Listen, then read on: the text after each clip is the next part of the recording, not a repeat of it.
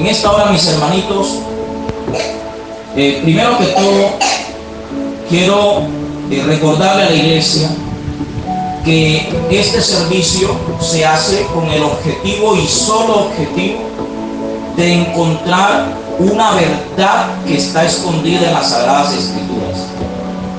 Una verdad que nos va a ayudar a comprender la doctrina del Señor. Aleluya.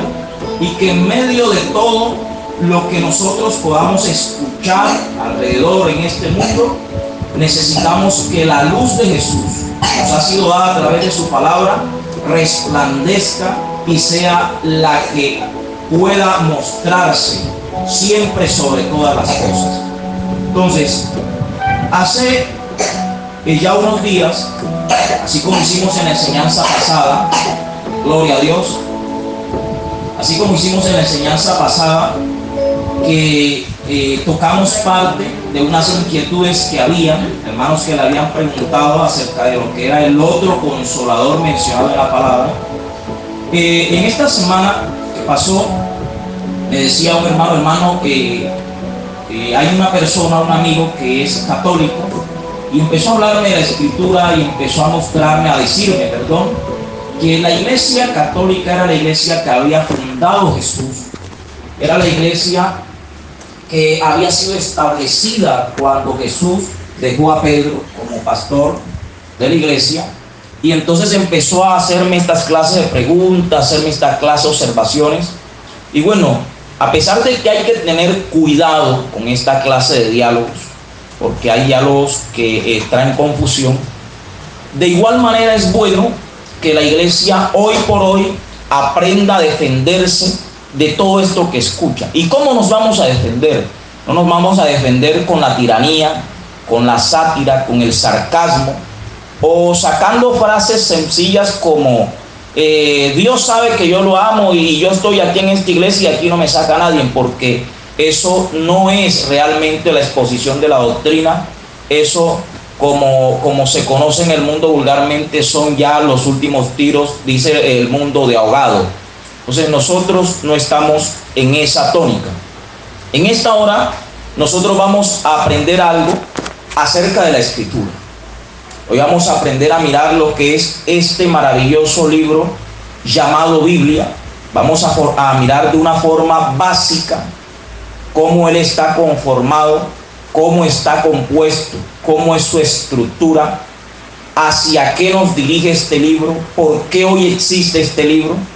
Y con todo esto nos vamos a ir ayudando a tener la seguridad y la convicción de que la herramienta que tenemos en nuestras manos hoy, que es la sagrada palabra de Dios, es una herramienta más que suficiente para guiarnos hacia la verdad. Amén, amados. ¿Alguien puede decir amén? Entonces, vamos a iniciar nuestra temática de hoy aprendiendo algo. Ese algo, ¿qué es? Es cómo está conformado este libro llamado Biblia. La Biblia, hermanos, la Biblia, a pesar de ser el libro más antiguo que existe, ¿sí?, está conformado por 66 libros. Este libro que usted tiene está compuesto por 66 libros o rollos. Se conocía en la antigüedad como rollos. Y está distribuido de la siguiente manera. Tenemos un antiguo pacto y tenemos un nuevo pacto, o Antiguo Testamento y Nuevo Testamento. En ese Antiguo Testamento contamos con 39 libros.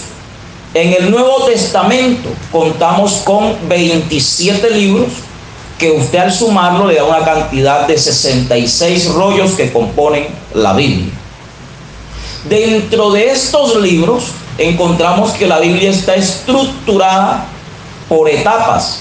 Tenemos algunos géneros, como cuáles. En el Antiguo Pacto tenemos 4 géneros, en el Nuevo Pacto tenemos 4 géneros. En el Antiguo Pacto encontramos primero el Pentateuco.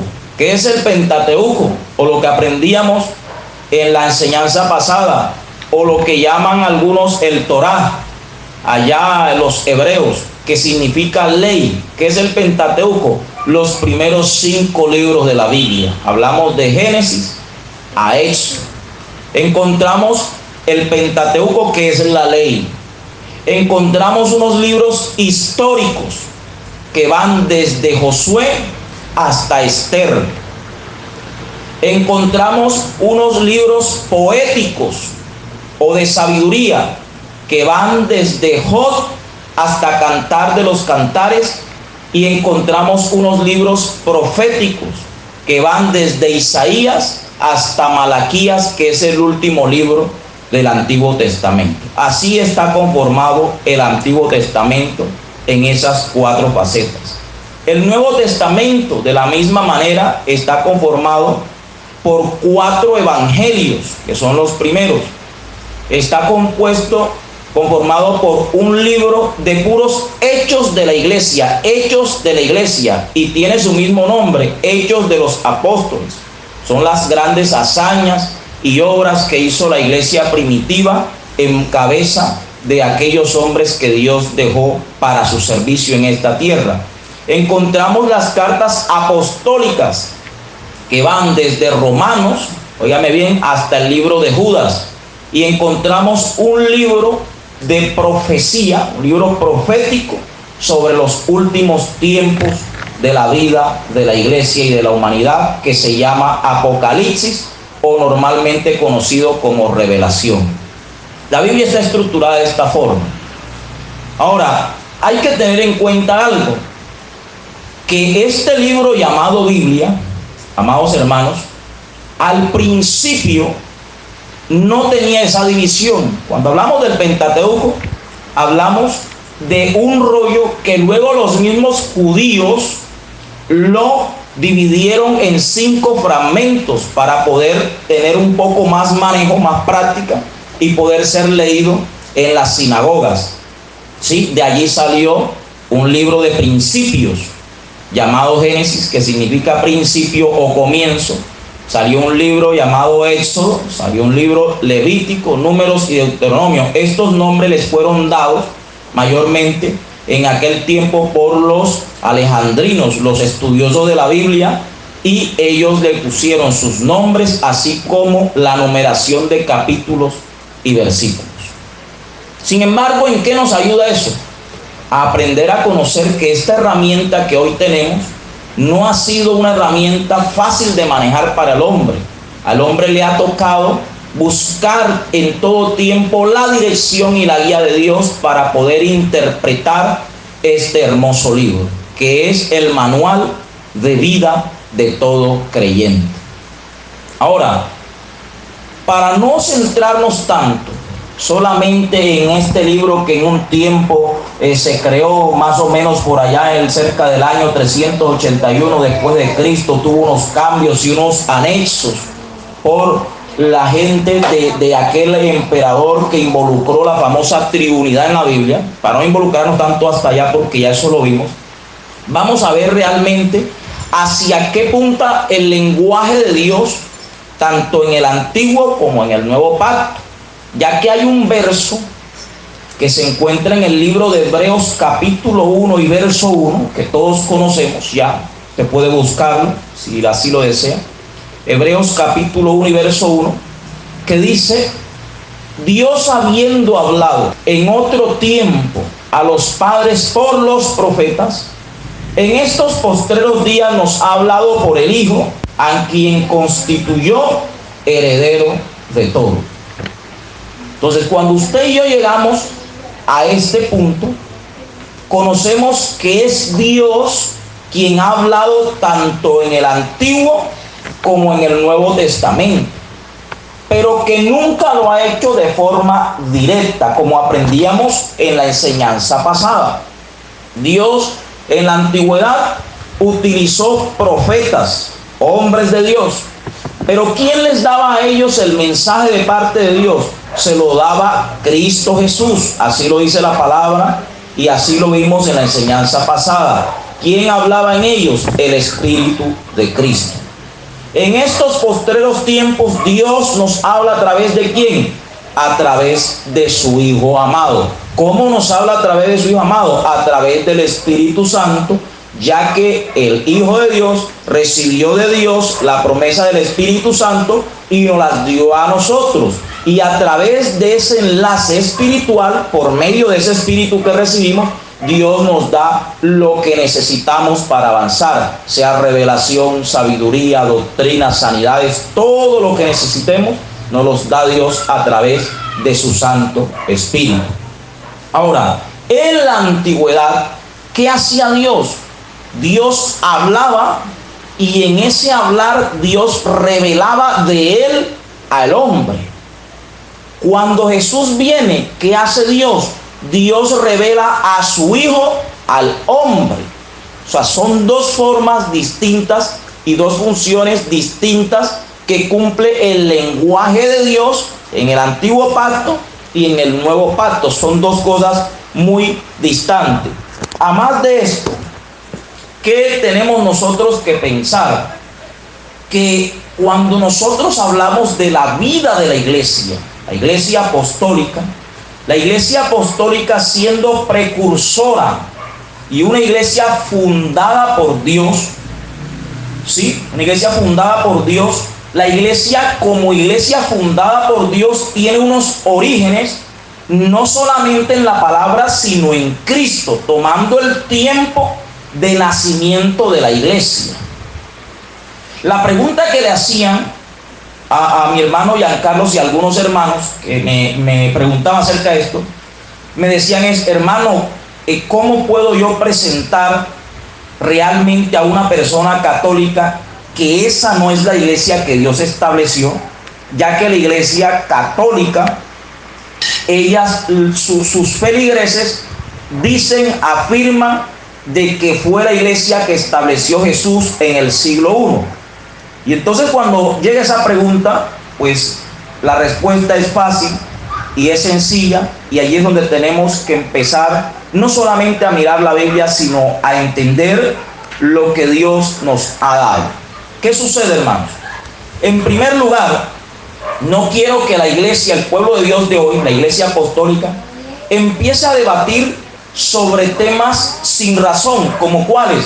No, lo que pasa es que usted me dice que la iglesia católica es la iglesia, pero muéstreme la palabra católica por la Biblia. ¿Por qué? Porque la palabra católica realmente, gloria a Dios. Entonces, decíamos que contrarrestar una doctrina con un simple juego de palabras no tiene ninguna eficacia. Cuando de pronto usted le dice, no, porque la iglesia católica es la iglesia que Dios fundó, entonces usted podría empezar diciendo, pero muéstrame de dónde viene la palabra católica, pero resulta que entrar a debatir sobre esa expresión no tiene ningún sentido. ¿Por qué? Porque la palabra católica, en realidad la palabra católica no es mala. La palabra católica lo que significa es universal. Entonces podríamos decir iglesia universal. Y la iglesia de Jesús es una iglesia universal, pero que Dios no la identificó como una iglesia católica en ese término. Ahora, ¿qué es lo que a nosotros nos va a dar la claridad de que el catolicismo realmente en su doctrina no es la iglesia que realmente Dios estableció? ¿Cómo buscamos eso? Eso lo conseguimos con la identificación doctrinal. Con la doctrina aprendemos a identificar las congregaciones, los dogmas, las enseñanzas que hoy se escuchan por el mundo entero. Entonces, ¿cómo así, hermanos? Resulta que hay una palabra que se encuentra en el Evangelio según Juan. Vamos a buscarla. Juan capítulo 1.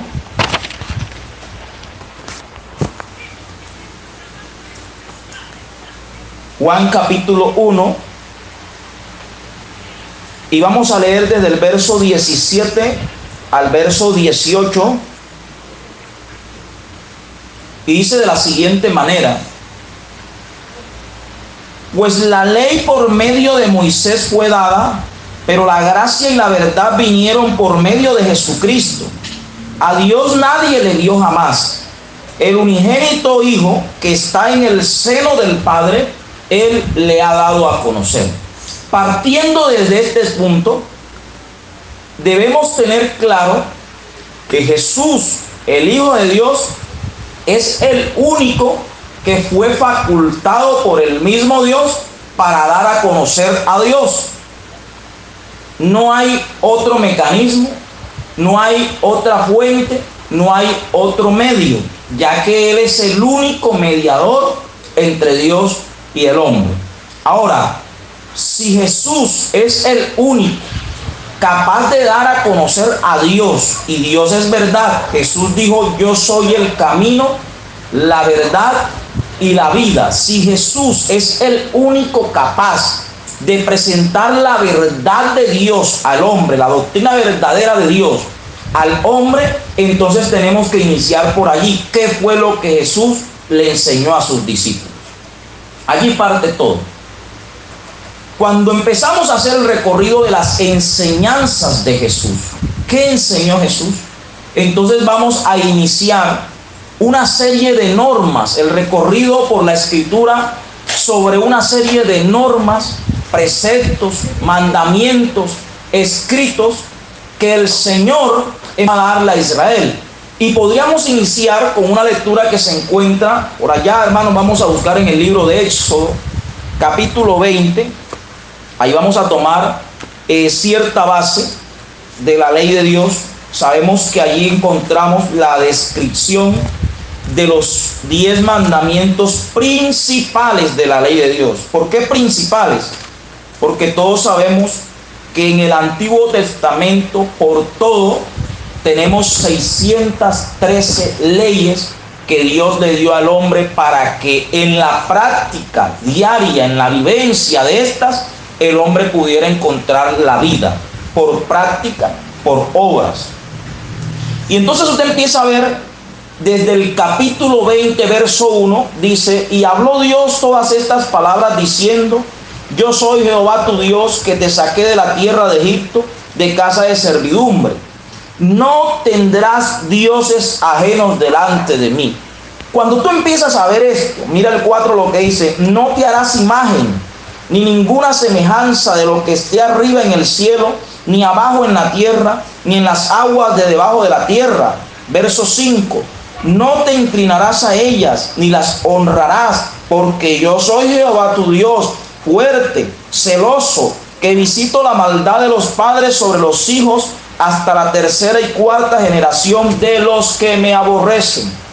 Ahora, cuando tú miras esto, cuando yo alcanzo a ver esta palabra, nos damos cuenta que Dios le dio a Israel una forma de vida que le abstiene, le prohíbe la práctica de algunas cosas que ante Dios eran desagradables, como la adoración a imágenes, como la elaboración de signos, de imágenes, de cualquier cosa creada para el hombre rendir pleitesía a ellas.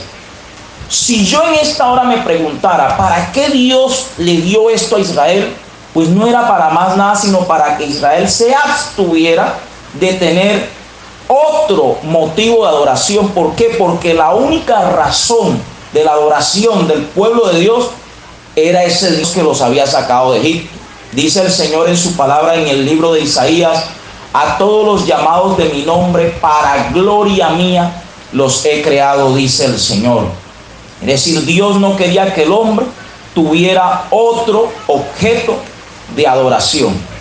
Si yo conozco hoy lo que Dios quiere conmigo, lo que Dios quiere que yo haga, y yo como siervo de Dios, como cristiano, porque la palabra cristiano va mucho más allá de estar dentro de una iglesia, ¿sí? Cristiano es ser seguidor de Cristo, y un seguidor, como aprendíamos ayer domingo en la enseñanza dominical, un seguidor hace e imita aquello que hace a quien esta persona sigue.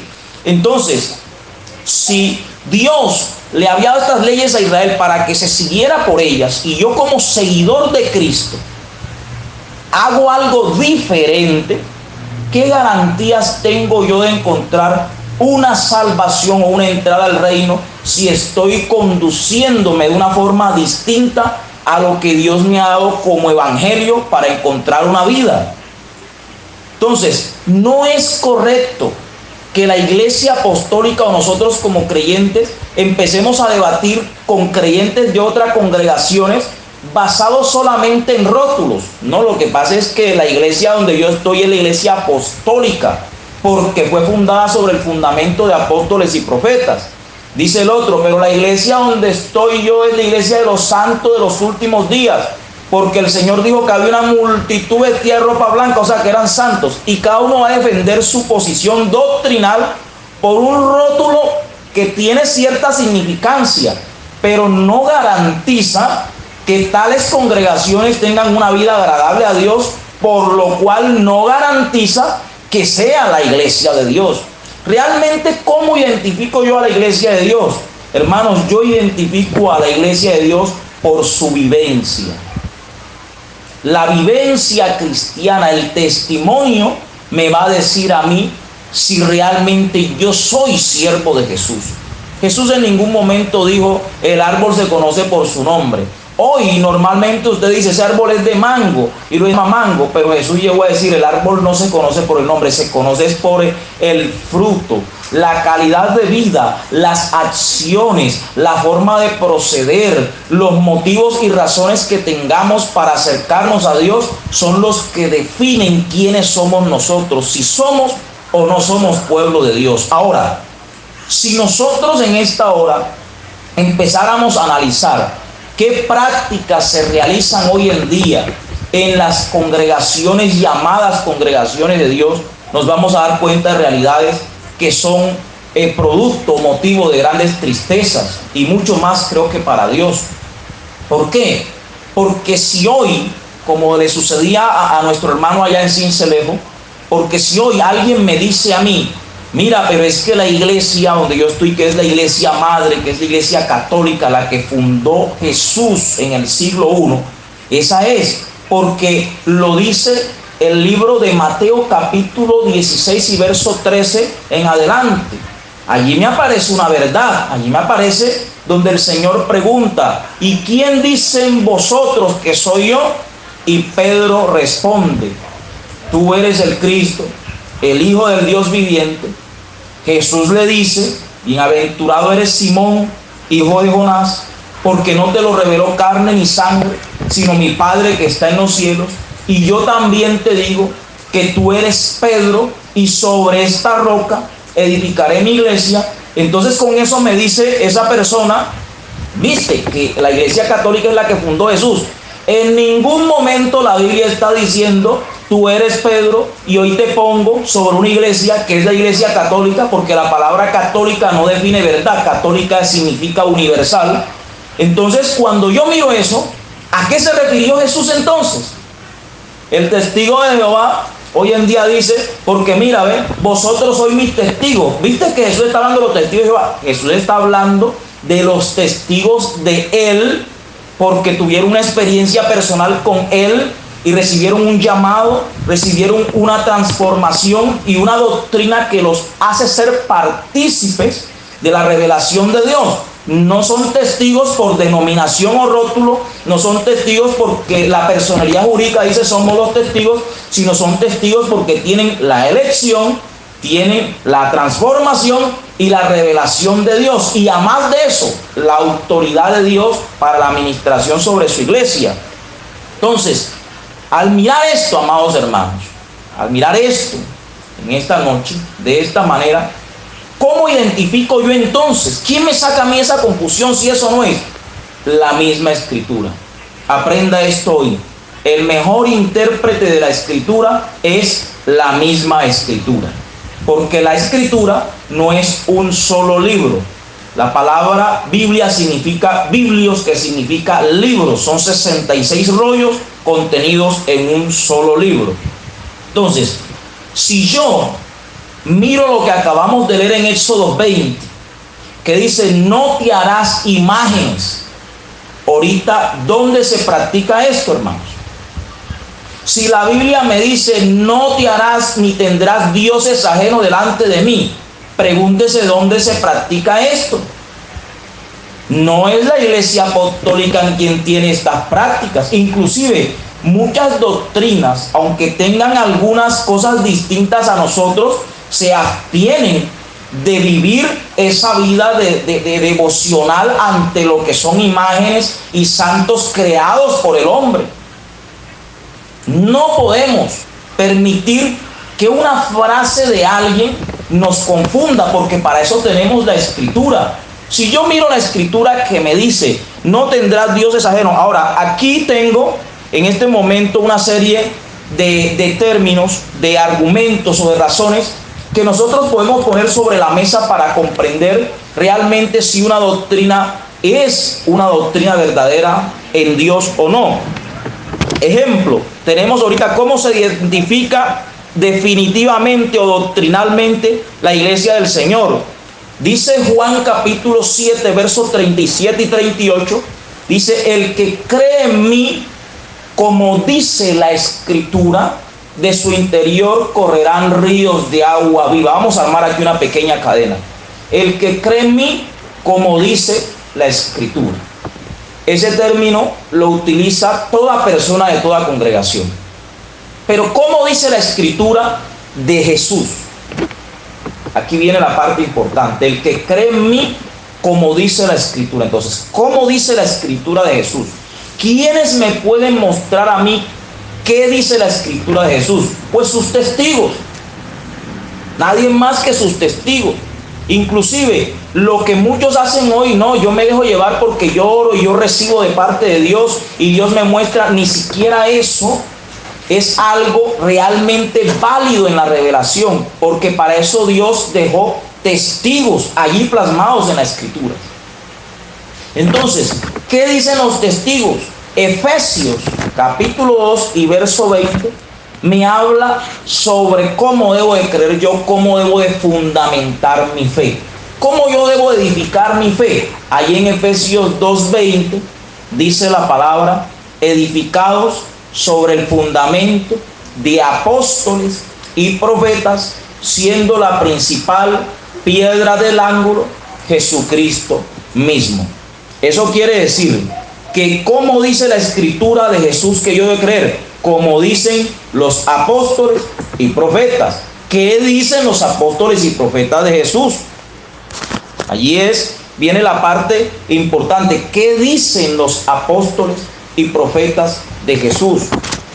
Empiezan a hablar de una doctrina donde ellos estructuralmente, con una claridad y un sustento de esos rollos, de esta Biblia, empiezan a decir, porque para nosotros, 1 Corintios 8, 5 y 6, porque para nosotros, sin embargo, solo hay un Dios, el Padre, y un Señor Jesucristo. Oiga esto, 1 Corintios 8, verso 5 y verso 6. Juan capítulo 5, casi todo el capítulo 5 de Juan es un capítulo de pura presentación doctrinal, donde él empieza a decir la autoridad del Hijo, empieza a hablar sobre la autoridad del Hijo y empieza a decir en sus últimos versos, estos versos que estoy mencionando ya fueron leídos en la enseñanza anterior. Desde el verso 19 usted encuentra que habla sobre la autoridad del Hijo, y en el verso 23 del capítulo 5 de Juan dice: para que todos honren al Hijo así como honran al Padre. El que no honra al Hijo tampoco honra al Padre que le envió. Si usted sigue buscando la Escritura, en el libro de Judas usted va a encontrar que dice: si alguno permanece en la doctrina de Cristo, ese tiene a Dios.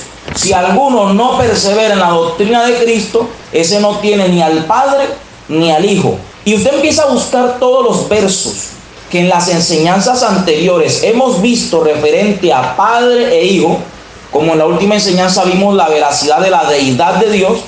Usted se va a dar cuenta que los apóstoles siempre hablaron de una creencia de deidad y no de Trinidad, que la Trinidad ahorita mismo sigue siendo, en todo tiempo ha sido la base doctrinal de la Iglesia Católica. Entonces, si el que cree en mí, como dice la Escritura, ¿qué dice la Escritura? Que nos edifiquemos sobre el fundamento de apóstoles y profetas. ¿Qué enseñaron los apóstoles y profetas? Que había un padre y que había un hijo. Empezando por la fe sobre padre e hijo. Si hablamos de imágenes, ¿qué enseñan los apóstoles? Dice Primera de Juan capítulo 2, versos 15 al 17. No améis al mundo, ni las cosas que están en el mundo, porque si alguno ama al mundo, el amor del Padre no está en él. El apóstol Pedro llega a decir: a esto les parece cosa extraña que vosotros no corráis con ellos en el mismo desenfreno de disolución. Sí, amados hermanos, aleluya. El apóstol Pablo en el libro de Gálatas, en Efesios, en Corintios, llega a decir que la obra de la carne es contraria a la obra, al fruto del Espíritu Santo. Empiezan a advertir a la iglesia en contra de las prácticas de la idolatría. En 1 Corintios capítulo 10, el apóstol Pablo advierte sobre el no entrar a la idolatría, donde no entrar a la adoración de imágenes, donde no prestar nuestra vida para las cosas de este mundo. Entonces, si usted analiza lo que es ese tipo de vida, lo que es la doctrina de padre e hijo, lo que es la adoración a imágenes, que los apóstoles de parte de Jesús como testigo prohibieron a la iglesia todo esto. ¿Por qué? Porque es algo que a Dios desagrada, y ese es el fundamento sobre el que se tiene que edificar la iglesia. Esa es la base que Jesús le dejó a la iglesia para que se edificara como una iglesia santa. Si esto, nada de esto lo vive la iglesia que hoy se conoce a nivel mundial y estatal como la iglesia de Dios, siendo la iglesia católica, ¿cómo yo puedo aceptar en mi vida el reconocer que es la iglesia que fundó Cristo? Si la iglesia que fundó Cristo es una iglesia que primero va detrás de la santidad. Segundo, reconoce a Jesús como el Hijo de Dios y al Espíritu Santo como el Padre que engendró a Jesús. Tercero, la iglesia que dejó Jesús y que estableció en el primer siglo reconocía el bautismo en el nombre de Jesús y por eso lo aplicó, y por eso no encontramos ningún bautismo realizado en el nombre del Padre, Hijo o Espíritu Santo. Cuarto, la iglesia que dejó establecida Jesús tenía como cabeza a Jesús. La iglesia que dejó establecida Jesús no bautizaba a los niños en una edad, óigame bien, cuando todavía el niño está recién nacido, o a los 8 días, o cuando el niño todavía no tiene un uso de razón real.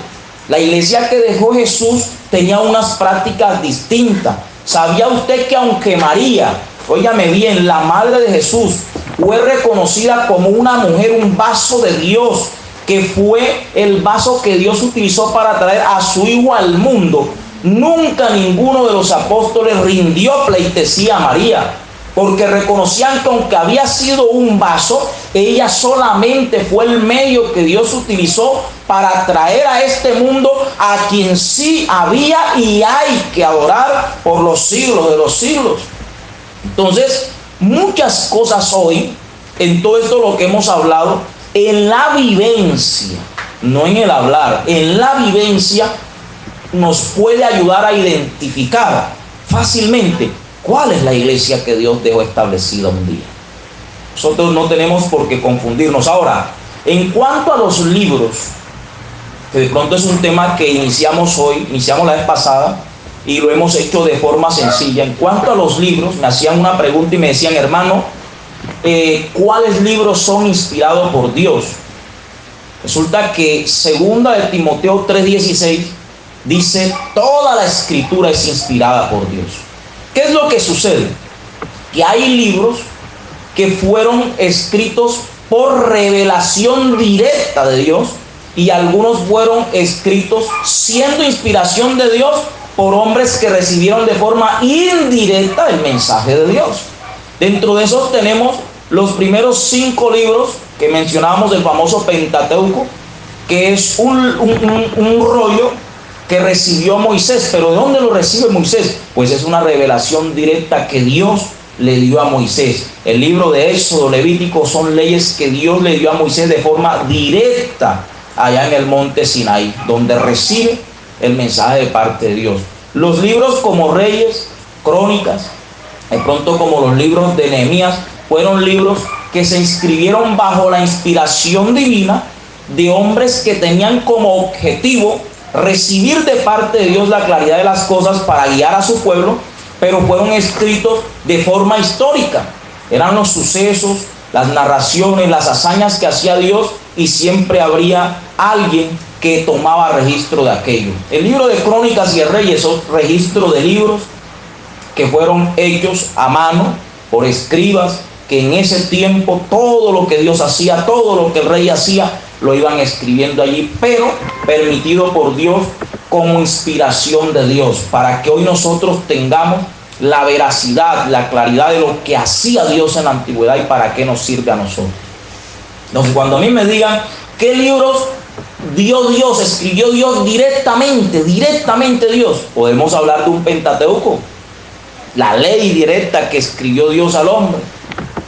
Pero si me preguntan, entonces el resto de la Biblia no es inspirada por Dios. Segunda de Timoteo 3:16 me dice, toda la escritura es inspirada por Dios. Una cosa es inspiración y otra cosa es revelación.